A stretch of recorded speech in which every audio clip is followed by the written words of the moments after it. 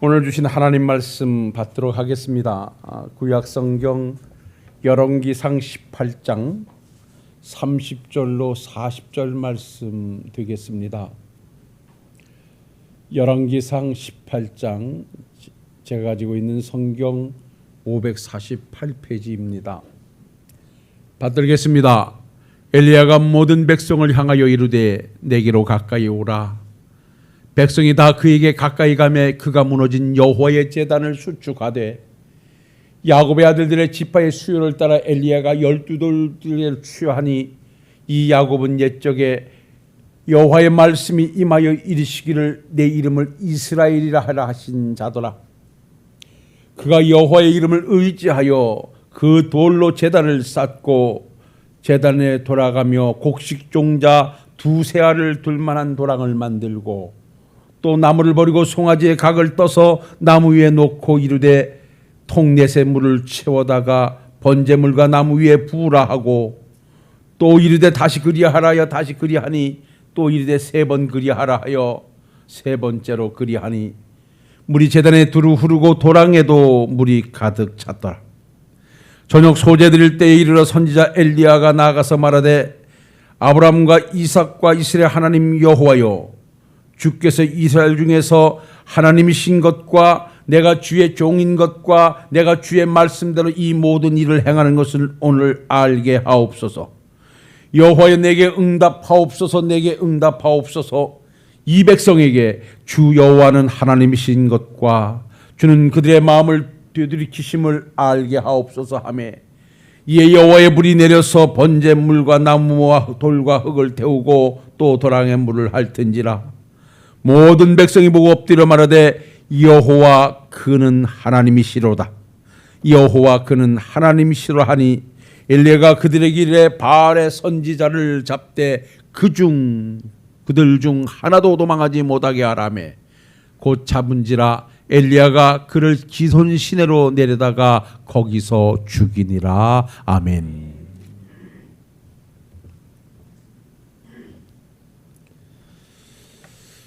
아무래도 제가 이실직고를 하고 설교를 해야만 편할 것 같습니다.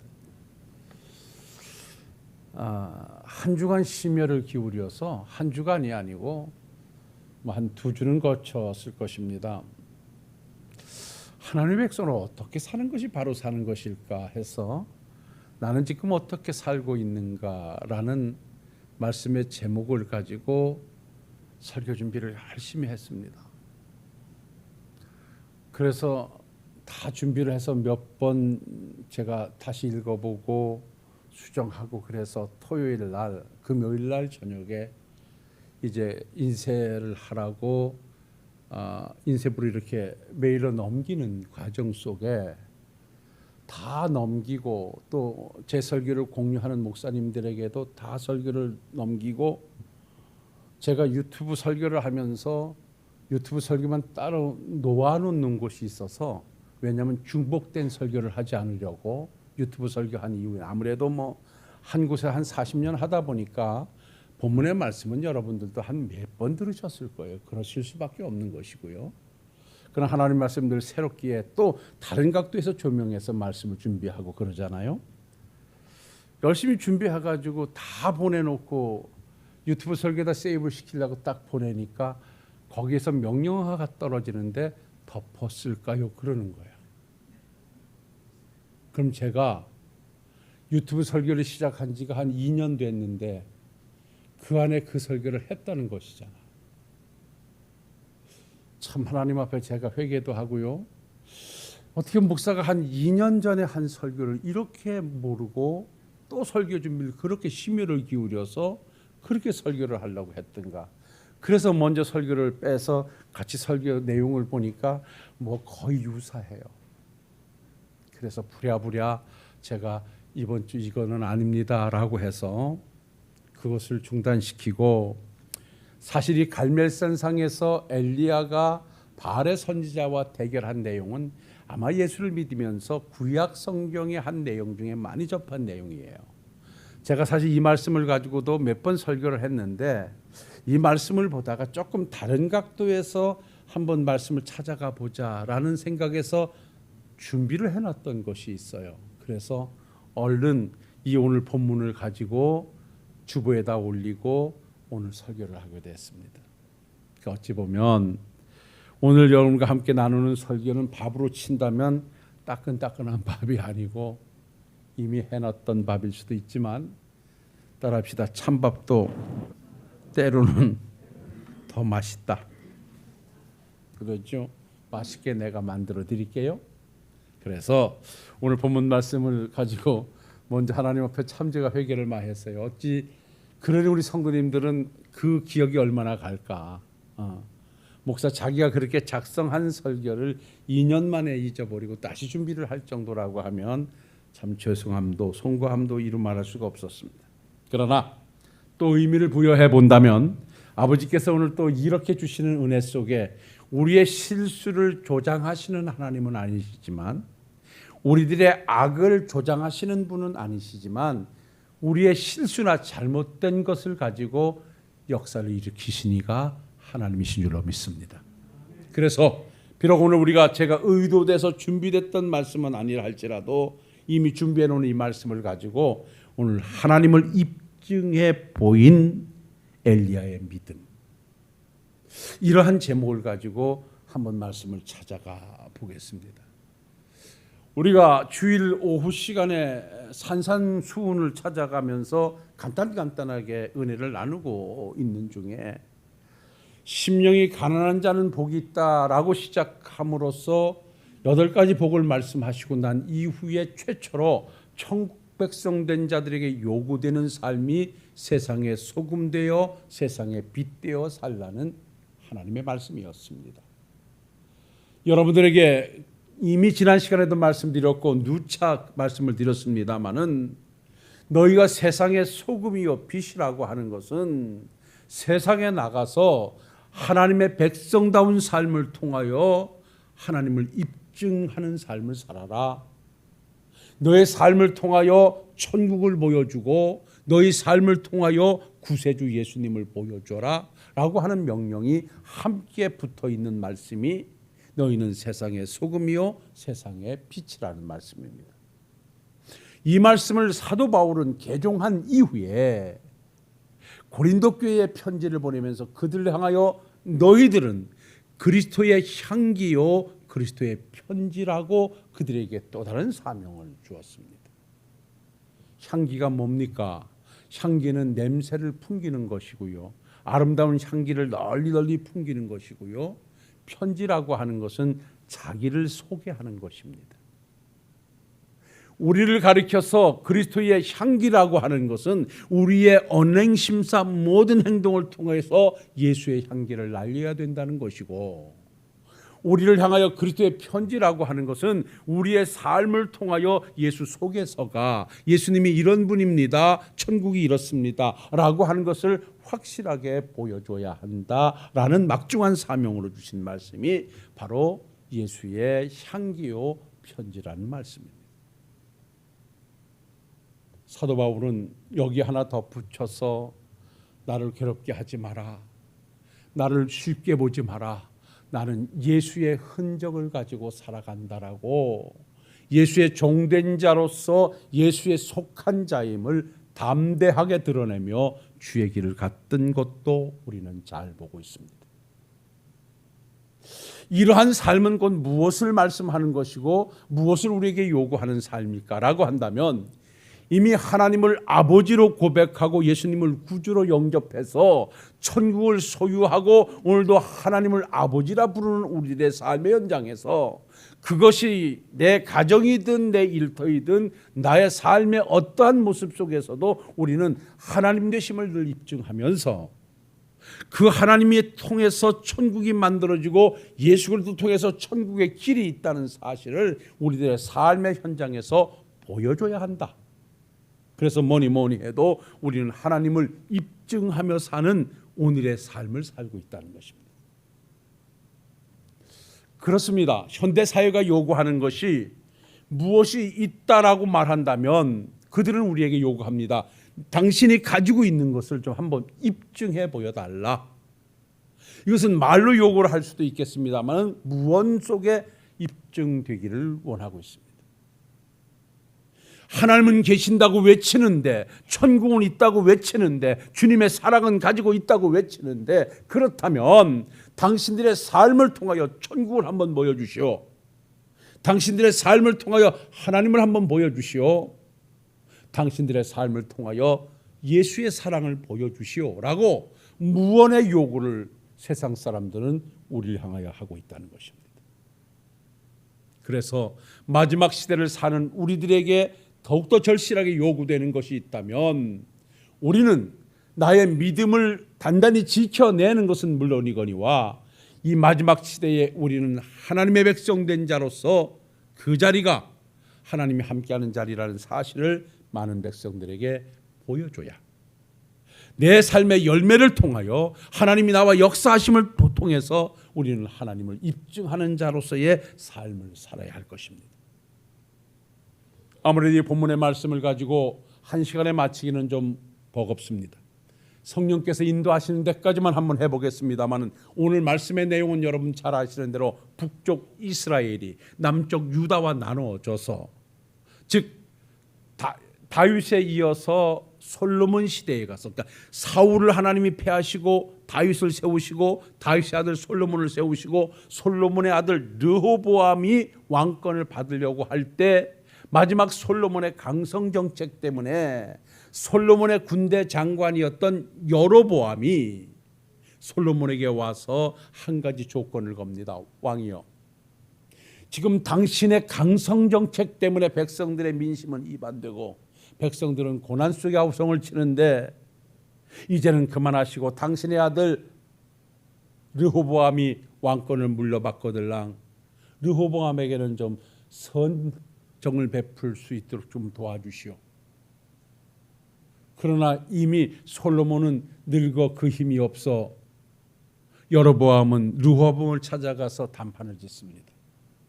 그러나 결국 르호보암은 여로보암의 요청을 거절하고 나는 아버지보다도 더욱 강한 정책으로 백성들을 징칙할 것이라고 거부함으로 말미암아 나라가 나누어지게 되는데, 여로보암을 중심으로 해서 12지파 중에 10지파가 북쪽 이스라엘을 만들고 남쪽 유다 지파가 남아서 나라를 형성하게 됩니다.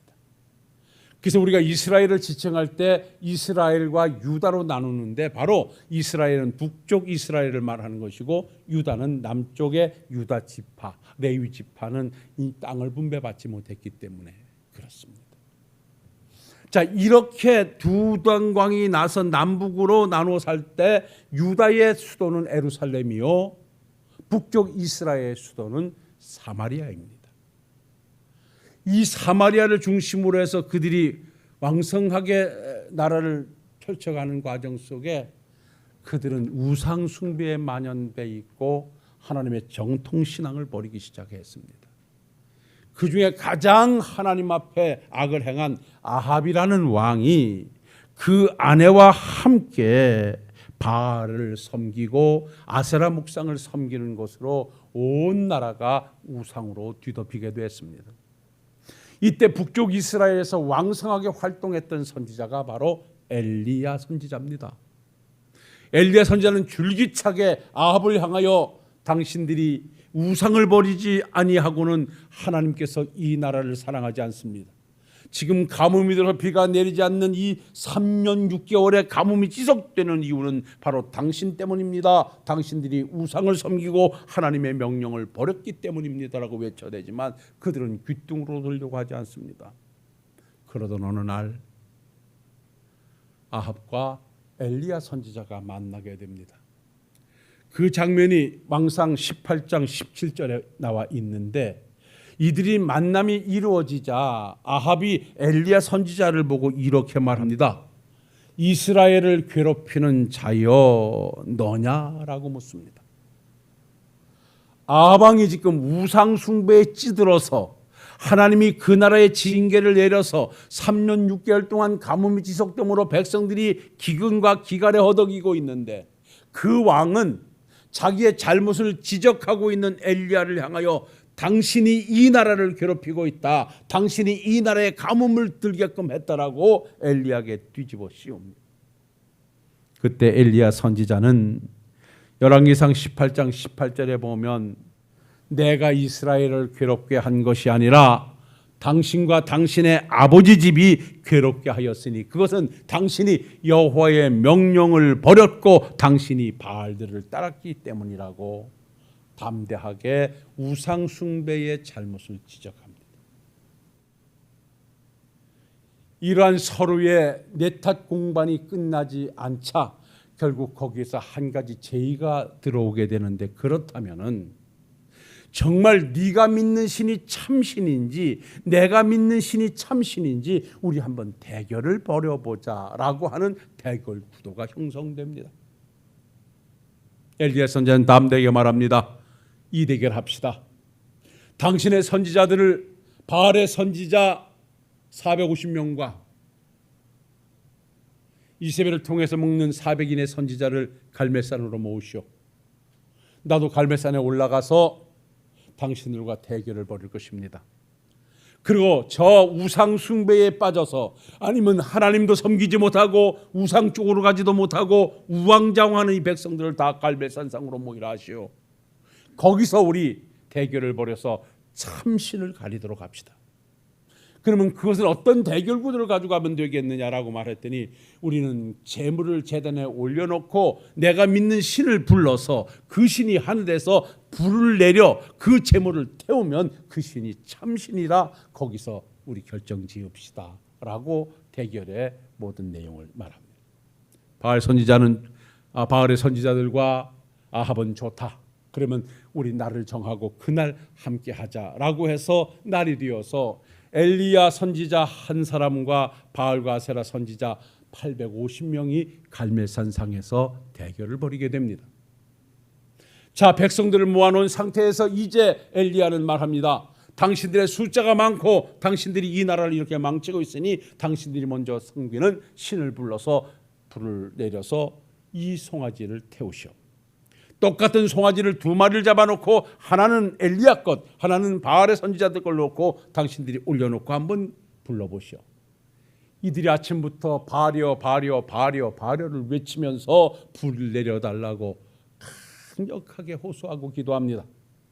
그러나 전혀 어떤 미동도 보이지 않자 엘리야 선지자는 옆에서 보고 있다가 어찌하여 너희의 신이 잠을 자고 있느냐, 어디를 갔느냐, 다시 한번 크게 불러보라고 조롱을 해도 아무리 불러도 이들의 신은 응답하지 않습니다.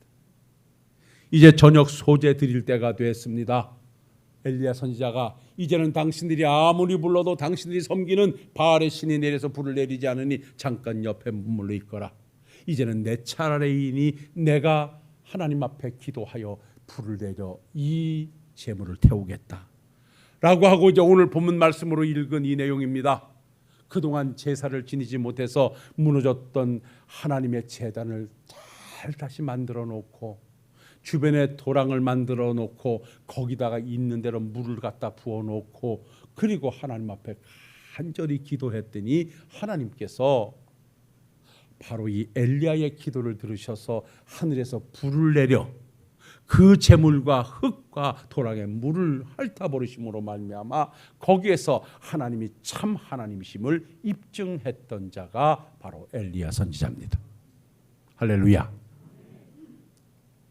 뭇백석들이 우상에 매여서 하나님의 징계하에서 우왕장거리고 있을 때 거기서 하나님의 살아계심을 역사하고 하나님을 입증해 보이고 하나님의 승리를 안겨줬던 이 엘리야의 멋진 신앙적 행동을 우리 한번 새로운 각도에서 찾아가서 우리도 한번 내 삶의 현장에 우리 하나님을 한번 입증해 보이면 멋진 삶을 한번 살아보자라는 생각에서 이 말씀을 수정해서 다시 말씀을 준비하게 됐던 것입니다. 잘 알고 계시는 대로 오늘 이 본문 말씀을 통해서 엘리야는 과연 어떠한 신앙적 행위가 하늘에서 불이 내려서 그 재물을 태우고 불을 태움으로 말미암아 하나님의 살아 역사하심을 입증할 수 있었던가라고 하는 것입니다. 우리가 가지고 있는 가뭄의 문제가 하나님으로부터 해결받고 하는 이 문제는 다 2차적인 것입니다. 우리가 실제 해야 할 일은 무엇인가? 내 삶의 현장에 늘 하나님이 역사하심이, 하나님이 동행하심이, 하나님의 사랑하심이 늘 입증되어진다고 하면 그 자리는 복된 자리요, 그 자리는 은혜의 자리요, 그 자리는 영광의 자리가 되는 줄로 믿습니다. 그렇다면 오늘 본문 말씀 찾아가 벌써 시간이 다 됐습니다만 한 대지만 찾아가 본다면 우리가 이미 다 들어서 기억하신 분들은 알고 계시겠습니다만은 하늘에 불이 내려서 참 하나님을 입증하는데 먼저 행동했던 이 엘리야 선지자의 첫 번째 행동은 따라합시다. 무너진 여호와의 제단을 수축했다. 여러분 아시는 대로 제단은 뭘 의미합니까? 구약의 제단은 신약의 예배를 의미합니다. 우상 숭배에 찌들려서 이들은 하나님 앞에 제사 한 번 제대로 하지 않았습니다. 제사 드리지 않았더니만 그만 제단은 무너져 버리고 말았습니다.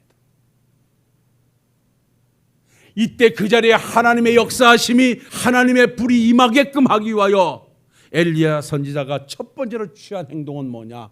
무너진 하나님 제단을 다시 만드는 일이었어요. 여기에 귀한 진리가 있습니다. 대한민국만이 아닌 전 세계가 코로나19 팬데믹이라고 하는 이 상황 때문에 3년 동안 모든 것이 중단되고 비정상화되어지면서 우리들은 모든 것에 다 무너져 버렸습니다. 우리 교회도 예외이진 않습니다. 그 중에 가장 아픈 것이 우리들 마음속에 하나님 중심 사상이었던 예배 중심 사상이 나도 모르는 사이에 흐트러졌고 해이하게 됐고 무너지고 말았다는 것입니다. 저는 코로나 팬데믹을 지나고 복잡한 어떤 교회 조직이나 교회 프로그램을 가져가지 않습니다. 아마 여러분들 의식하셨겠습니다만 실제 헌신 예배까지도 도입하려고 하다가 지금 계속 뒤로 미루고 있습니다. 기도하는 중에 우리 성도님들의 개개인의 신앙이 다시 한번 코로나 이전으로 회복되어야 되는데 그 회복되는 것 중에 가장 중심이 뭔가? 우리 성도님들 모두가 예배의 자리를 회복하는 일이다. 무너진 주일 낮 예배와 오후 예배와 수요 예배를 회복하는, 이것은 한국 교회가 전통적으로 지켜왔던 예배가 상황 논리 때문에 쉽게 무너져 버린 것을 다시 한번 우리가 회복하는 기회로 우리는 삼아야 되겠고, 오늘 무너진 여호와의 제단을 수축하는 것으로 하늘의 불의 응답을 가져왔던 엘리야를 우리가 다시 한번 깊이 생각한다면, 사랑하는 성도 여러분, 과연 내 마음속에, 내 삶의 현장에 내가 지난날과 같은 나의 예배자의 모습은 어떤 모습인가? 나도 모르는 사이에 내 예배의 한 제단이 지금 허물어져 있지는 아니한가? 한번 스스로를 한번 진단해보고 하나님의 응답을 받고 하나님의 살아계심을 역사하여 보여주기 위해서라도 무너진 여러분들의 예배의 제단을 하나하나 다시 수축해 가시는, 회복해 가시는 우리 사랑하는 성도님들이 되실 수 있기를 주님의 이름으로 부탁을 드립니다. 성도의 신앙생활 속에 가장 중요한 것이 있다라고 하면 저는 예배입니다.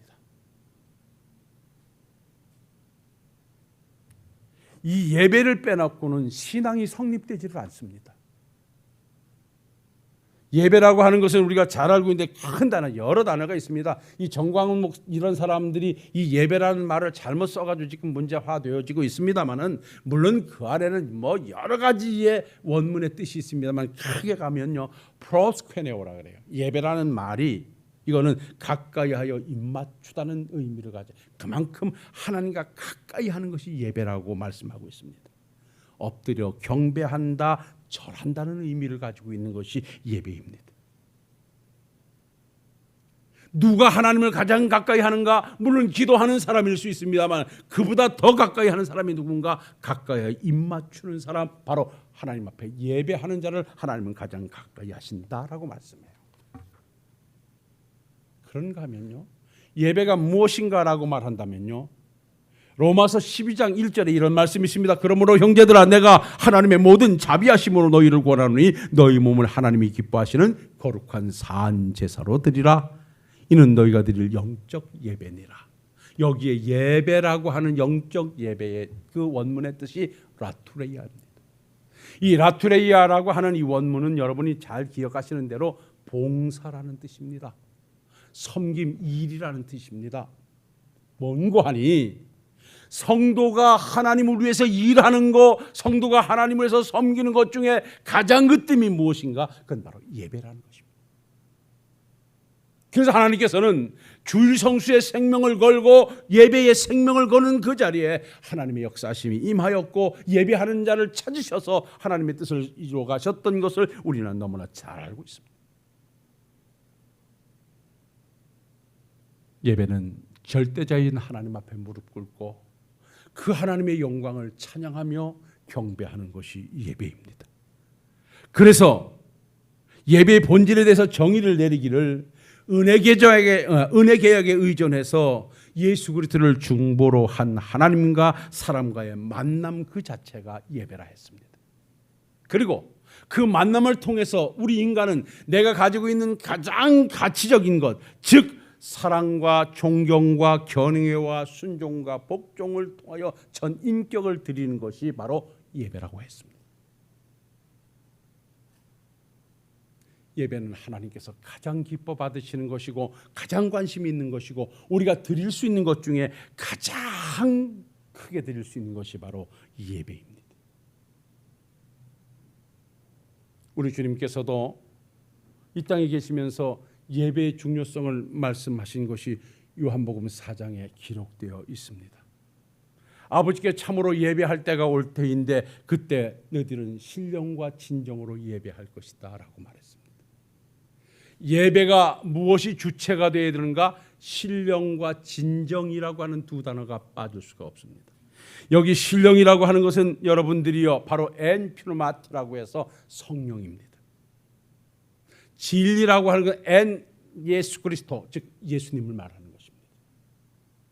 예배의 내용은 예수님이요 예배의 주관은 성령님입니다. 오늘 우리가 예배를 하나님께 드리고 있으면서 이것은 인위적인 방법과 인위적인 말씀을 가지고 드림이 아니라 예배의 중심은 예수님이어야 하고, 할렐루야. 말씀의 중심이 예수님이어야 하고, 예수가 빠진 예배, 예수가 빠진 메시지는 이거는 예배가 아니고 메시지가 아니라는 것입니다. 왜? 예수님이 곧 길이요 진리요 생명이라고 스스로 말씀하셨고 예수님을 통하여 천국이, 예수님을 통하여 영생이, 예수님을 통하여 사랑이 입증되고 증거되어야 하기 때문에 그렇습니다. 그런데 이 예수님의 이러한 확실한 은혜와 사랑을 입증해 보이는 것이 뭐냐? 그건 성령의 역사로만이 가능한 것입니다. 성령이 오셔서 우리를 하여금 생각나게 하시고 찾아가게 하시고 마음에 감동을 주셔서 예수님의 십자가의 은혜를 아멘으로 받아들이게 하는 역사는 성령이 하시는 일입니다. 그래서 우리는 예배드릴 때마다 나 같은 죄인을 구원해 주신 주님의 은혜를 감사하며 성령이여 오늘도 도와주시어서 이 은혜가 내 은혜 되게 하시고 이 은혜가 예배를 주관하게 하옵소서 기도해야 하는 것입니다. 시간이 많이 흘러 여기서 말씀을 정리하겠습니다. 사랑하는 성도 여러분, 지금 저는 하나님의 살아계심을 입증했던 엘리야의 신학적 행동 중에 한 가지를 여러분들에게 소개해드렸습니다. 이번 주 한 주간 여러분 이 말씀을 한번 곱씹어 보십시다. 하나님의 살아계심을 증거하고 하늘의 불의 응답을 받았던 엘리야는 어떻게 시작했던가? 무너진 여호와의 제단을 수축하는 것으로 시작했다. 내가 하나님의 응답을 받고 우리 가정에 하나님으로부터 해결함을 받고 내가 살아가면서 이 땅에 예수님을 증거하기 위해서는 어찌 해야 되겠는가? 그것은 다른 것이 아니라 내 스스로 먼저 내게 있어 무너진 예배의 단을 수축하자. 힘들고 어렵고 때로는 귀찮을 수도 있겠지만 하나님의 자녀된 자들로 하나님 앞에 드리는 예배의 자리를 회복하는 일에 우리 한번 다 같이 마음을 모두셔서 여러분이나 저의 삶을 통해서 우리 신월동교회를 통해서 하나님의 살아 역사하심을 입증하는 놀라운 역사가 날마다 더해갈 수 있기를 주님의 이름으로 축원합니다. 축원합니다. 사랑과 은혜가 충만하신 아버지 하나님, 갈멜산상에서 불의 응답을 받고 참 하나님을 입증해 보였던 엘리야의 신앙을 찾아가 봅니다. 그는 먼저 하나님의 응답을 받기에 앞서 그동안 우상 숭배로 무너졌던 여호와의 제단을 새롭게 만드는 일이었습니다. 우리가 이 말씀 앞에 총이나 우리 식구들 모두가 함께 은혜 받게 하옵소서. 코로나19로 말미암아 상황으로 말미암아 무너진 내 마음 내 삶의 예배단이 다시 한번 회복되는 기회가 되게 하시고 내 스스로 무너진 예배단을 찾아 쌓아가는 복된 삶, 그래서 예수님을 증거하고 하나님 사실을 입증하는 우리 성도님들 꼭 되게 하옵소서. 예수님 거룩하신 이름으로 기도하옵나이다. 아멘.